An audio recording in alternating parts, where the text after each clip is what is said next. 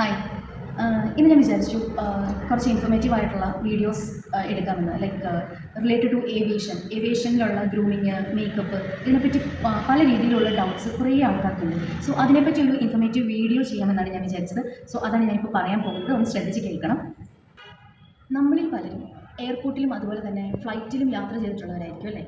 ഇങ്ങനെ ഈ ഫ്ലൈറ്റിലും അല്ലെങ്കിൽ എയർപോർട്ടിലൊക്കെ പോകുന്ന ടൈമിൽ നിങ്ങൾ ക്യാബിൻ ക്രൂസിനെ കണ്ടിട്ടുണ്ടാകാം, അതുപോലെ തന്നെ എയർപോർട്ടിൽ ഗ്രൗണ്ട് സ്റ്റാഫിനെയൊക്കെ കണ്ടിട്ടുണ്ടാകും.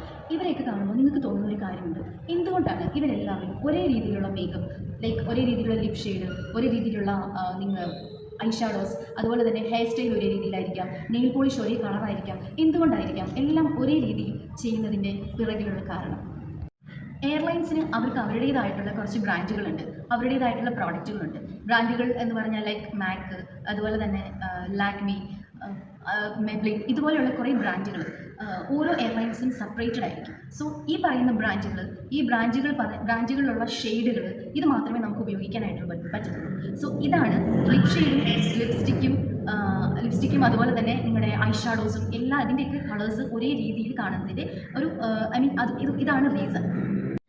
ഇതുപോലെ തന്നെയാണ് ഹെയർ സ്റ്റൈൽസ് എല്ലാവർക്കും ഏകദേശം സെയിം ആയിരിക്കും. ഇപ്പോൾ ഒരു ഉദാഹരണം പറയുകയാണെന്നുണ്ടെങ്കിൽ നമുക്ക് ഹെയർ ബൺ ചെയ്യാം, പോണി ടെയിൽ കെട്ടാം. ഇതൊക്കെ ഓരോ എയർലൈൻസിൽ പറഞ്ഞിരിക്കുന്നത് കേട്ടോ. ചില എയർലൈൻസിൽ പോണി ടെയിൽ മാത്രമേ ക്ലീൻ ചെയ്യാൻ പാടുള്ളൂ, ചില എയർലൈൻസിൽ ബൺ മാത്രമേ ചെയ്യാൻ പാടുള്ളൂ, ചില എയർലൈൻസിൽ നമുക്ക് പിൻ ചെയ്തിടാം, ഹെയർ ഇങ്ങനെ ലെങ്ത് ആയിട്ടുള്ളവർക്ക് പിൻ ചെയ്തിടാം. അങ്ങനെ പല രീതിയിലുള്ള ഹെയർ സ്റ്റൈൽസ് നമുക്ക് ചെയ്യാൻ പറ്റും. അതും ഓരോ എയർലൈൻസിലും ഡിഫറെൻറ്റ് ഹെയർ സ്റ്റൈൽസ് ആയിരിക്കും അവർ പറഞ്ഞിട്ടുണ്ടാവുക.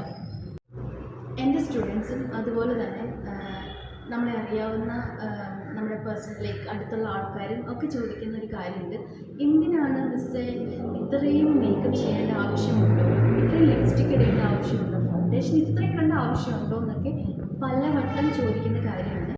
മേക്കപ്പ് നിർബന്ധമായിട്ടുള്ള കാര്യം തന്നെയാണ്. കാരണം എന്തെന്ന് വെച്ചാൽ നമ്മൾ റെപ്രസെൻറ്റ് ചെയ്യുന്നത് നമ്മുടെ കമ്പനീനെയാണ്. സോ ആ കമ്പനിയെ നല്ലതായിട്ട് കാണിക്കാനും ബാഡായിട്ട് കാണിക്കാനും ഈ കമ്പനിയുടെ ഫ്രണ്ടിൽ നിൽക്കുന്ന ആ സ്റ്റാഫിന് പറ്റും. അതുകൊണ്ട് തന്നെ നമ്മുടെ കമ്പനീനെ ഒരു നല്ല സ്റ്റാൻഡേർഡിലേക്ക് കൊണ്ടുവരാനും കമ്പനിയെ സപ്പോർട്ട് ചെയ്യാനും അവിടെ നിൽക്കുന്ന സ്റ്റാഫ് എങ്ങനെയാണോ ഒരു കസ്റ്റമറിനെ അപ്രോച്ച് ചെയ്യുന്നത്, അല്ലെങ്കിൽ അവരോട് സംസാരിക്കുന്ന രീതി, അവരുടെ ബോഡി ലാംഗ്വേജ്, നമ്മുടെ കമ്മ്യൂണിക്കേഷൻ, ഇതൊക്കെ ഈ മേക്കപ്പ് പോലെ തന്നെയുള്ളൊരു ഘടകമാണ്. ഇത്രയും ഘടകങ്ങളിൽ ഒന്നാണ് മേക്കപ്പ് എന്ന് പറയുന്നത്. അതുകൊണ്ട് മേക്കപ്പ് അല്ലെങ്കിൽ ഗ്രൂമിങ് എന്ന് പറയുന്നത് വളരെ ഇമ്പോർട്ടൻ്റ് ആയിട്ടുള്ള കാര്യമാണ്. സ്റ്റുഡൻസ് ആയിട്ടുള്ള, അതായത് ഇപ്പോൾ ഏവിയേഷൻ പഠിച്ചുകൊണ്ടിരിക്കുന്ന കുട്ടികൾക്കും ഇപ്പോൾ വർക്ക് ചെയ്യുന്നവർക്കും യൂസ്ഫുൾ ആയിട്ടുള്ള ഒന്നാണ്. നിങ്ങൾ ഗ്രൂമിങ് ഇമ്പോർട്ടൻ്റ് ആയിട്ട് കാണുക. വിതൗട്ട് ഗ്രൂമിങ് നമുക്ക് എയർലൈൻസിൽ നമുക്ക് അവിടെ എയർലൈൻസിൽ നിന്ന് പോകാനായിട്ട് പറ്റത്തില്ല. അതുകൊണ്ട് ഇമ്പോർട്ടൻ്റ് ആയിട്ടുള്ളൊരു ഭാഗമാണ് ഗ്രൂമിങ് എന്ന് പറയുന്നത്.